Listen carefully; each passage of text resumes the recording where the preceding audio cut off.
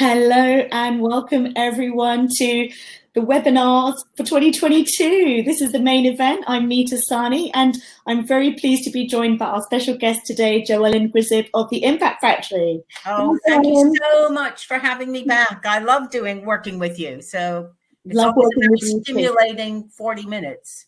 It certainly is. And JoEllen and I, just while everyone's jumping in the room, JoEllen and I have been doing a little bit of a warm up and just talking about, what's been going on. And, we're really excited about today's session. And actually in week one, I didn't expect a lot of sign up, thinking people might still be off, but it's proven a very popular topic. So I'll do a quick bit of housekeeping.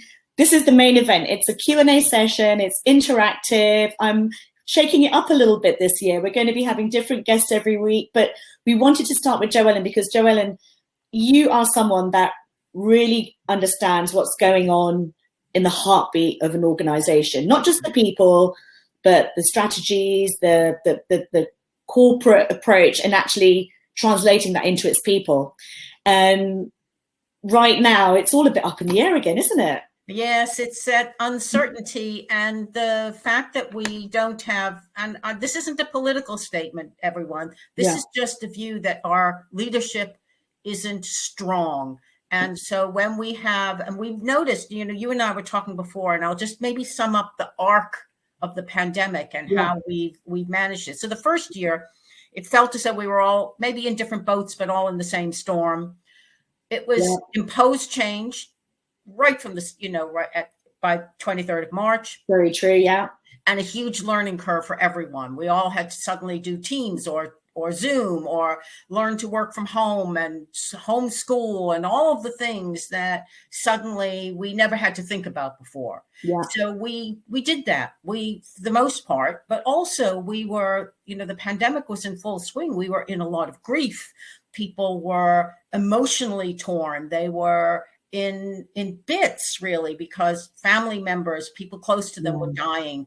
They were getting ill. The effect it was just a huge emotional turmoil. The second year, when we thought things were going to get better, and they didn't really, and the promise of all the inoculations and all of that, the term that emerged was languishing.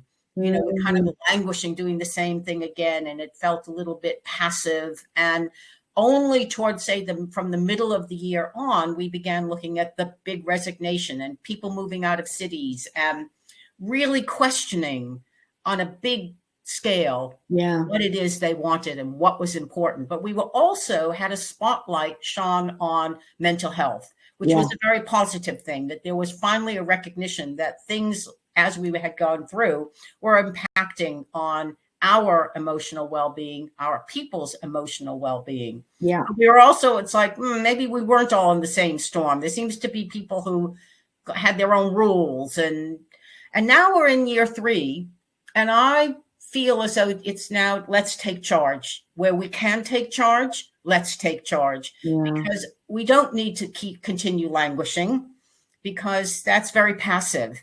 And for me, it's now time to be active in our decision making. And I'm not saying people haven't been, but what I'm just sort of highlighting what it's looked like over the last two years and now into the third. Yeah.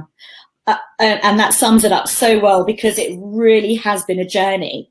And so what we'd love for everyone to do today is to interact and let us know what you're feeling, what's going on in your world as an employer, and how you're thinking about supporting your people, or if you're one of the team and you're looking around you, maybe you're at home today. I'm working from home today. I've got this itchiness to try and get back in the office, but I'm also trying to do the right thing.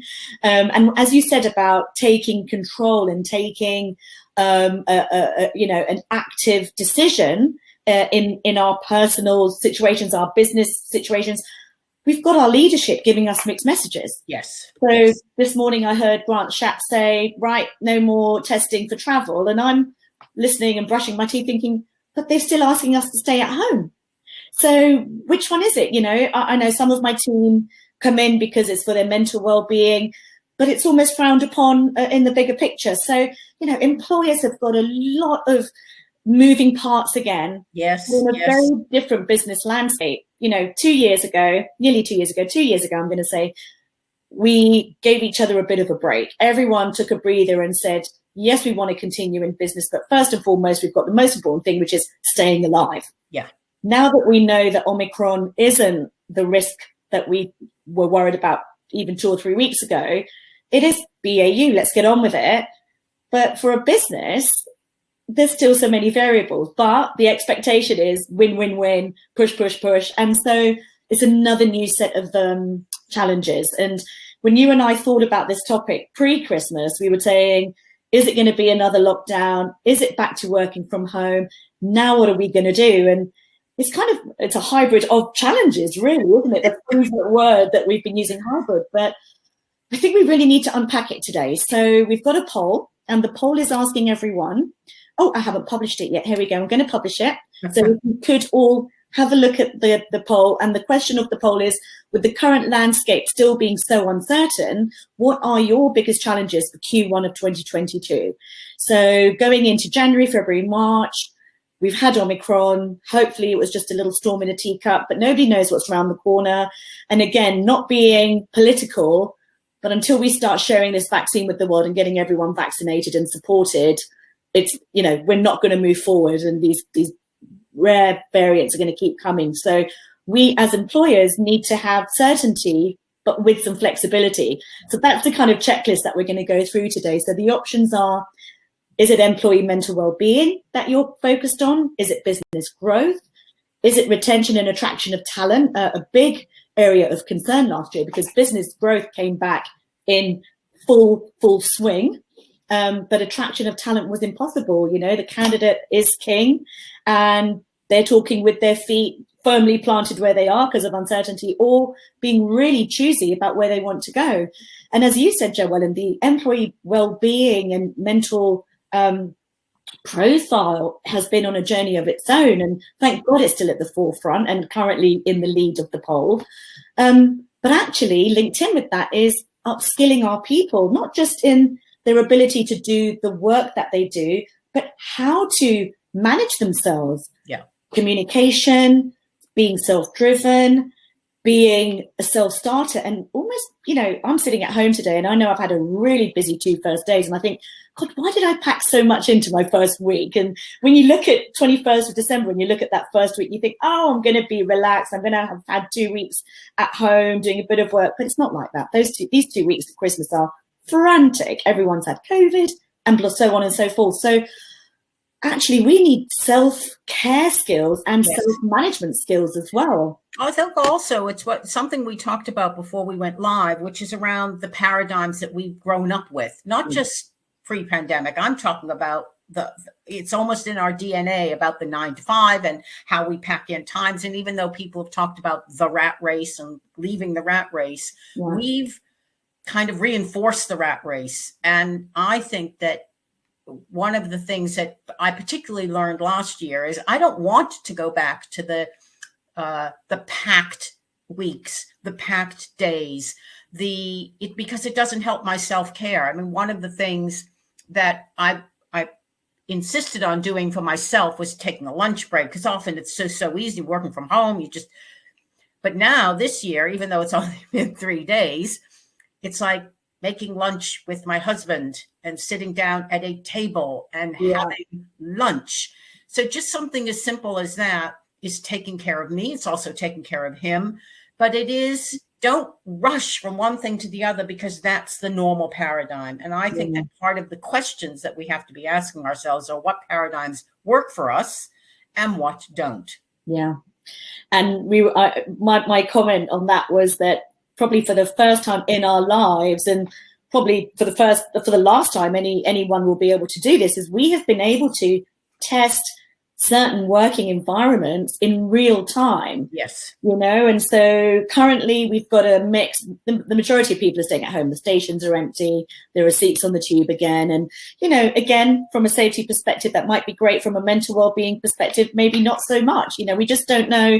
Everyone being part of a team, part of an organization, part of this community are going through something together, but everyone's experience of it is individual. And I think it's really important that we take that as the suppose the why of what we're doing and what we're talking about today. And make no assumptions as an employer, as an employee, as a teammate. And these numbers on this poll have been moving around. Currently, retention and attraction of talent is top, with employee well-being and upskilling your people equals second. Business growth is currently not a challenge, and that's fantastic because it means that the confidence is still out there and people want to get on with it. So that's good. And as always, our chat room, our little box here, is very easy to interact with. So we would love your comments on this. And I'm trying to type and it's not working. So let me try this again. Here we go. Doesn't want to. Well, I'm going to try and let's see. Can somebody type in the chat box and see what's happening? So let's try this.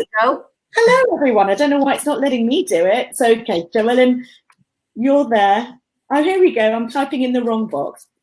Now this is exactly what I think has been happening for me. Even just, you take a break. Well, I took the whole Christmas break. I did too. And it's like, do I know how to drive? Do I know how to, write? Do I know how to type?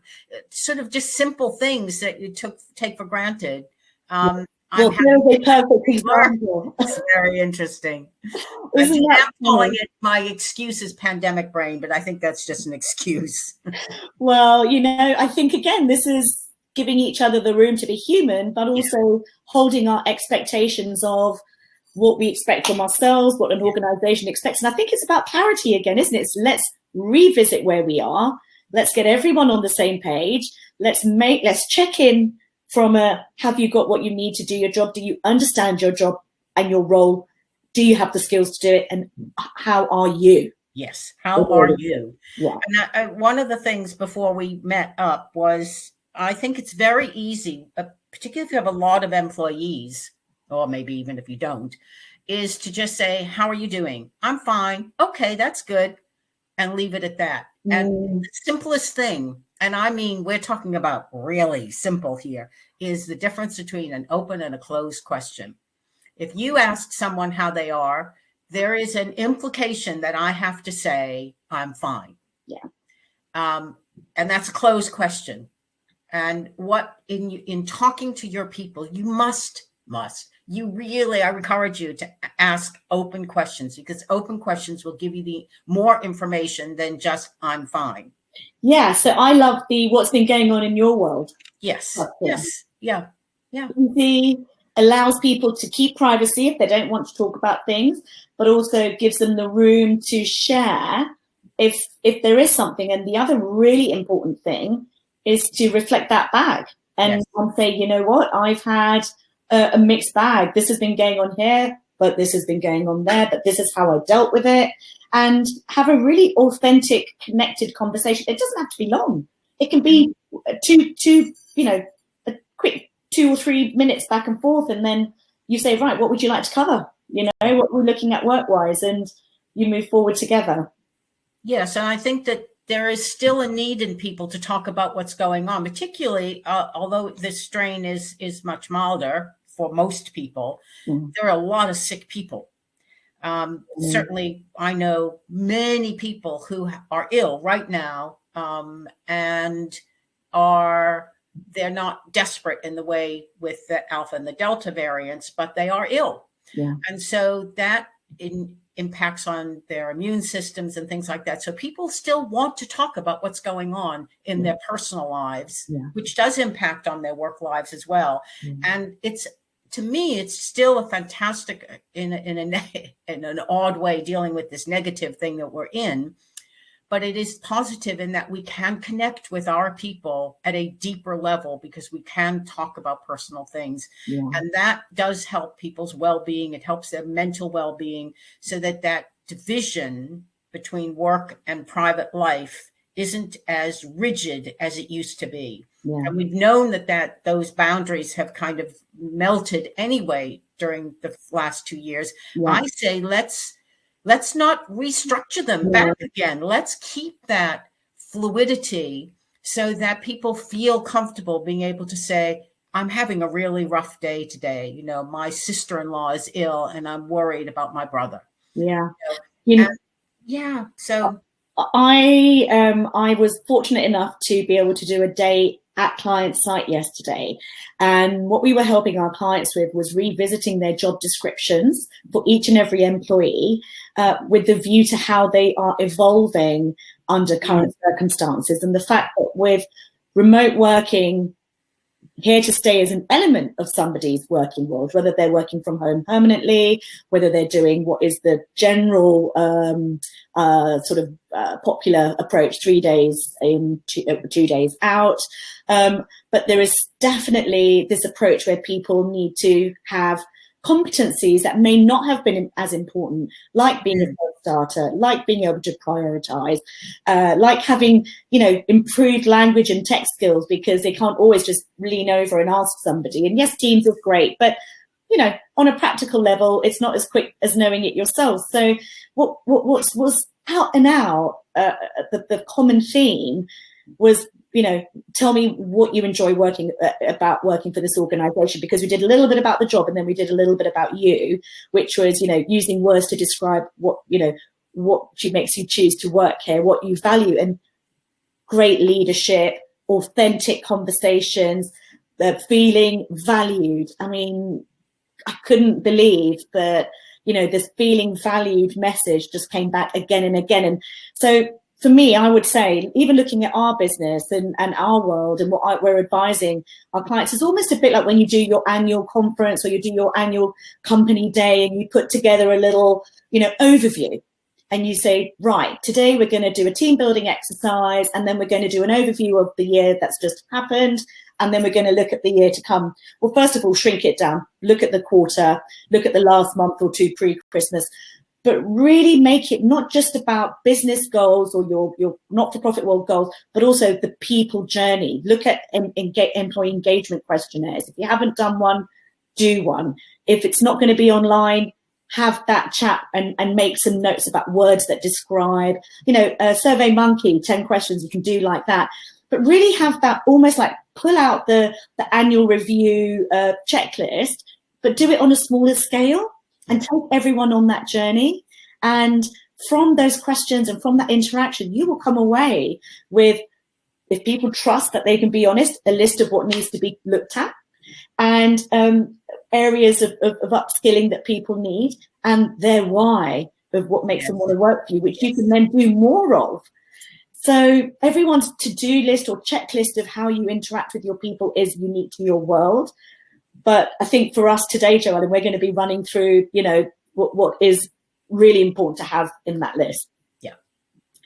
Well, in listening to you and also the conversation we had before, I think it's really apparent. And I know we beat this almost like a poor dead horse, is around communication. Yeah. You have, as a business leader, you have to be able to communicate. And before Christmas, we met with all 22 of our trainers individually, so that they knew what was going on in the business, what our plans were, how we were going to achieve them, and to listen to what they had to say and what was going on for them. Because our trainers are freelance, they're not in the home team group. Yeah.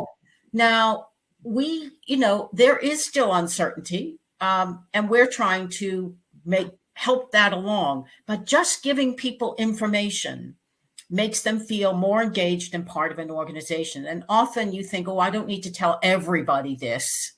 Well, actually, in times of uncertainty, the more information you can share and give to people, the better it is and the healthier it is for the organization, because people do feel, if they don't get the information, they will make it up and then they will gossip.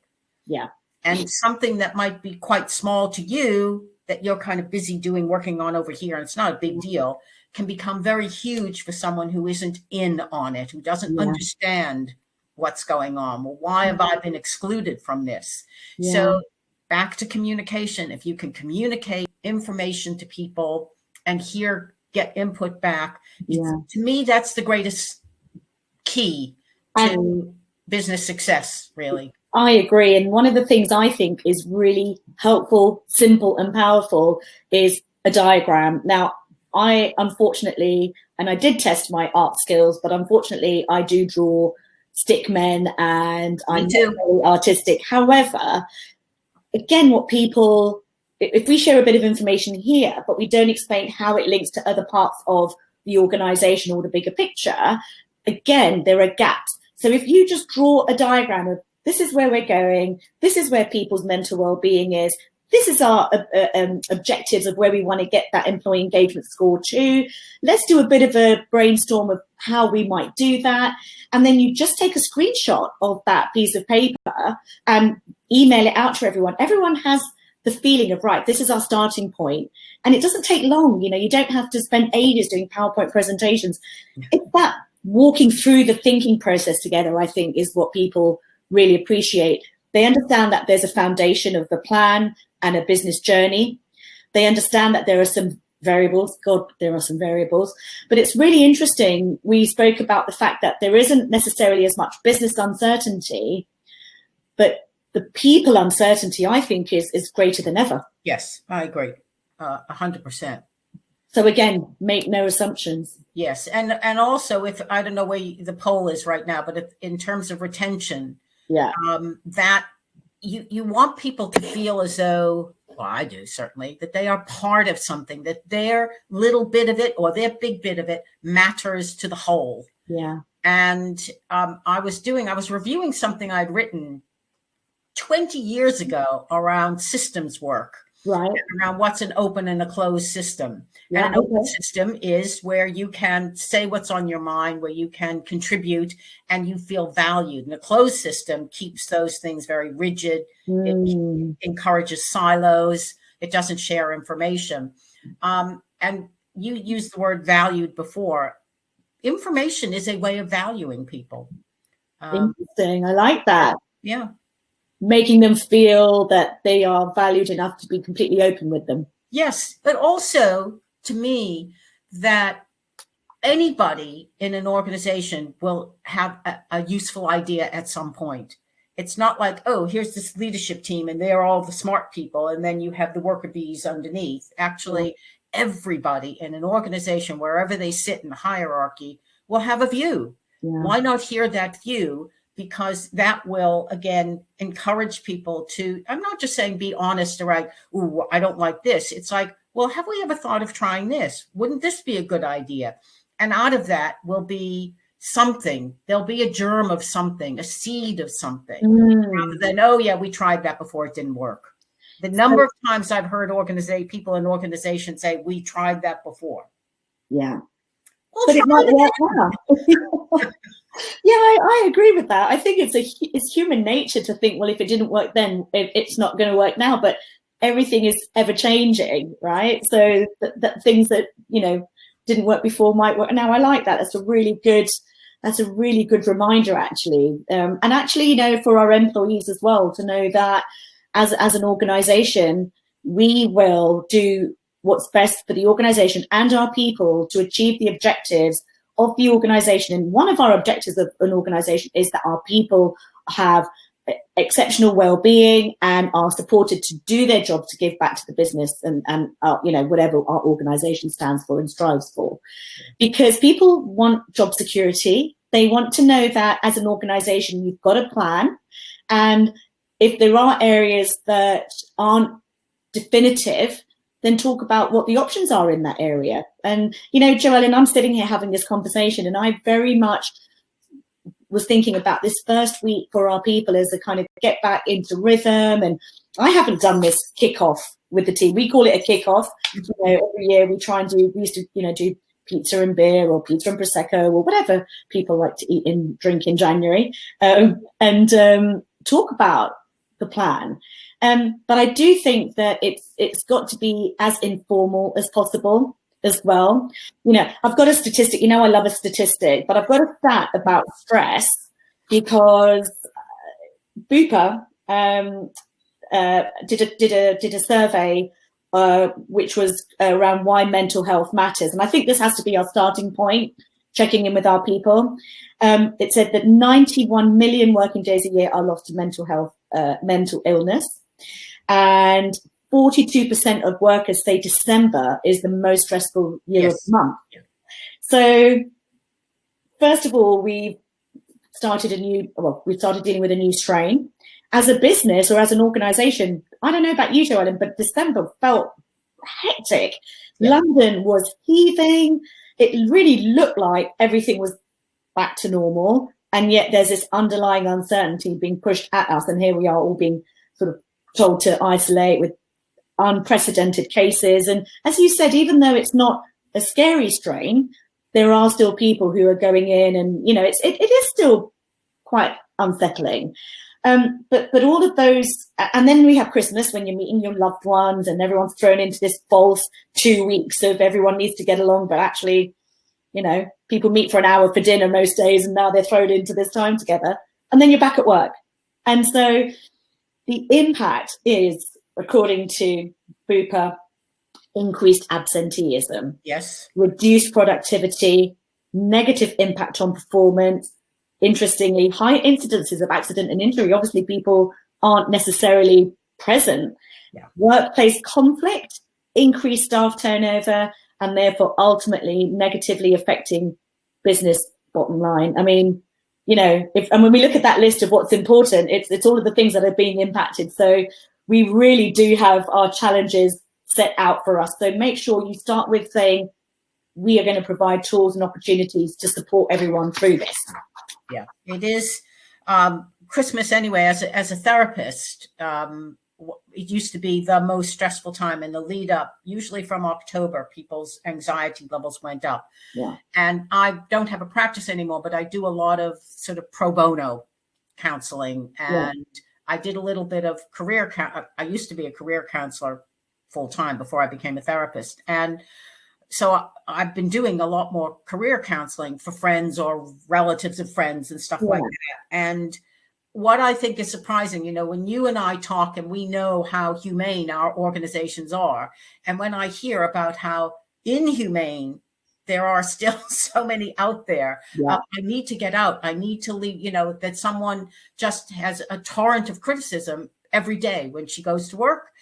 She has a torrent of criticism, and then she just leaves in tears. And she's a very capable, sharp, interesting person. I think that, you know, she's in the wrong job, clearly. So we're helping her get out of that. But I just think that there are still, unfortunately, some very old-fashioned, patriarchal, rigid organizations. And you said at the top of this, you know, that the employee is king, or certainly people are the people who are out there looking for work have more choice, or feel that they have more choice. I think it is why we have to encourage people. If you don't have the why clear, what are you doing?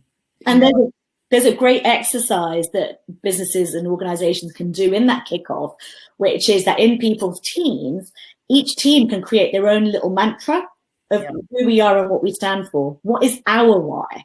You know, it may relate to the organizational why. If there isn't an organizational why, you may look at your team's whys, and from that build an organizational why. And imagine the power of your people to feel listened to. If you say, you know what, we have done this exercise across the teams, and from that we've evolved our own organizational why, and here it is. Thank you, for the people, by the people. You know, and it actually, you know, as we know, it's not usually the outcome, but the journey that went on that outcome that is the powerful part.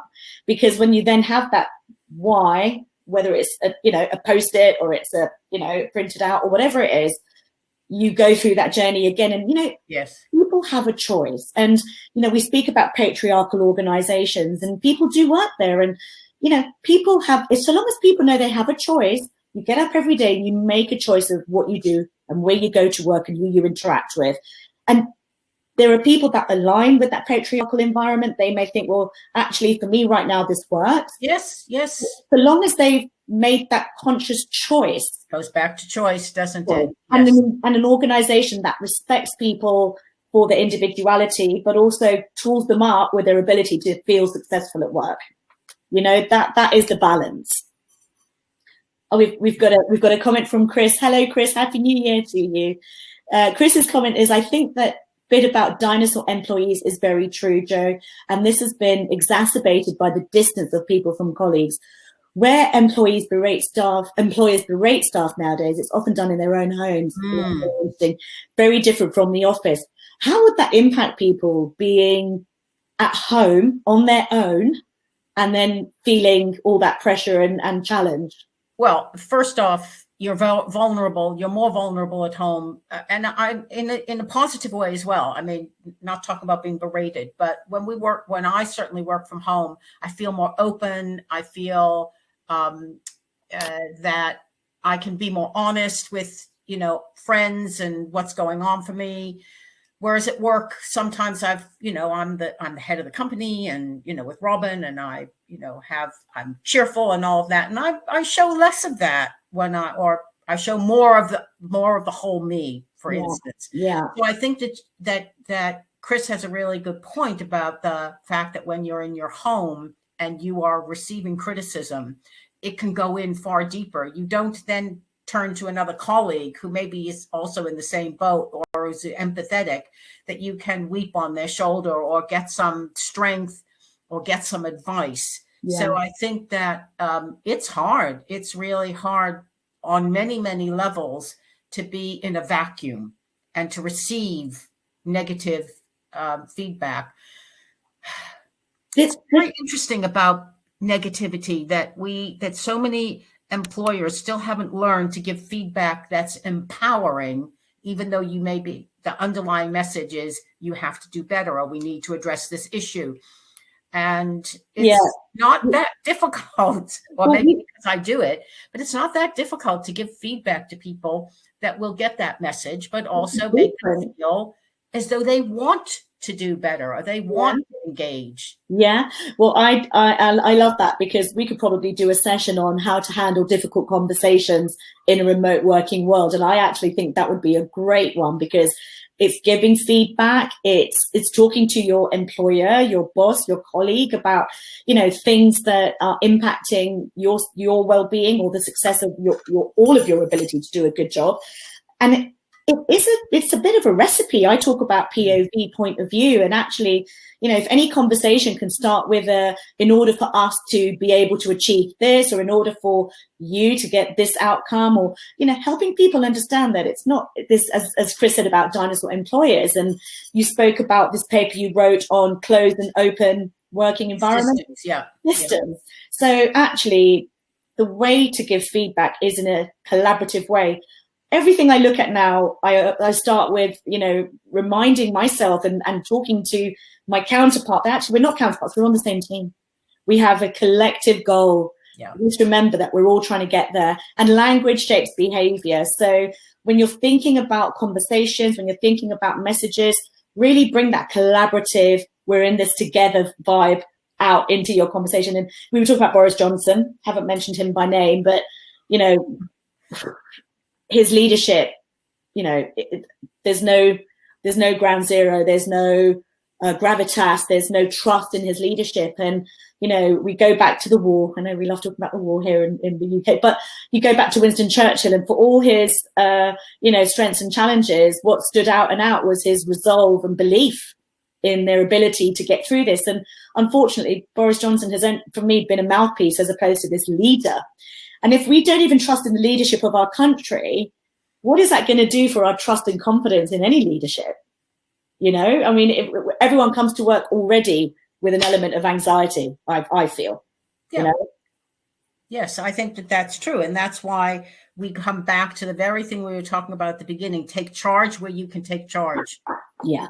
And that will make you feel more capable, more substantial, that your contribution, whether it's at work or home, wherever it is, if it's a conscious choice, you stay present.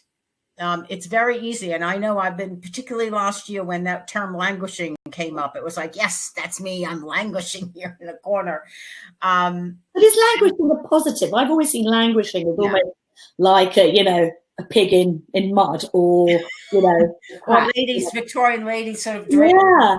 Well, I didn't feel like I languished last year. I I felt that there were times when I was just, oh, here we are, it's Groundhog Day again, and we're just sort of in the same place. And as the year grew on, it was like, no, I'm feeling more empowered and feeling more present and more engaged with my own life and my own work. Yeah. But there was a kind of just, oh, I'm getting through the day. I'm going to do another day, and I'm planning another thing, and I'm just doing the day to day again. So that's shifted. And I think that's shifted for a lot of people.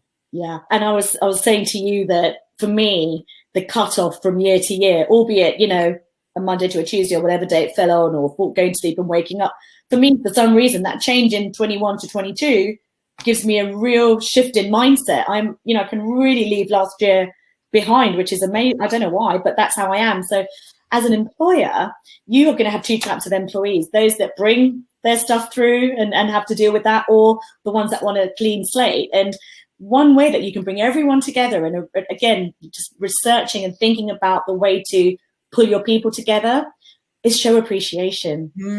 Absolutely. You know? Again, a really amazing stat is that 84% of employees admit that non-financial perks motivate them to work harder, feel more valued by their employer, and more likely to stay in their role rather than job hunt, and feel more recognized for the work they've done.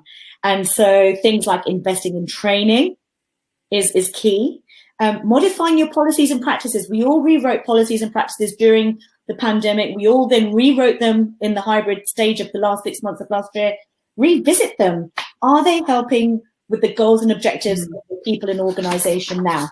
And then clarify each individual's goals and objectives, both personal and professional. And we have blueprints for all of these. So if anyone's listening thinking, oh my God, you've said 100 things, which one first? Get in touch, drop me a note. Would be happy to walk you through what I would use, what I recommend for our clients. And literally it is a step-by-step checklist of, have we done this and have we done that? Yeah. Good. And people will notice and they'll appreciate it.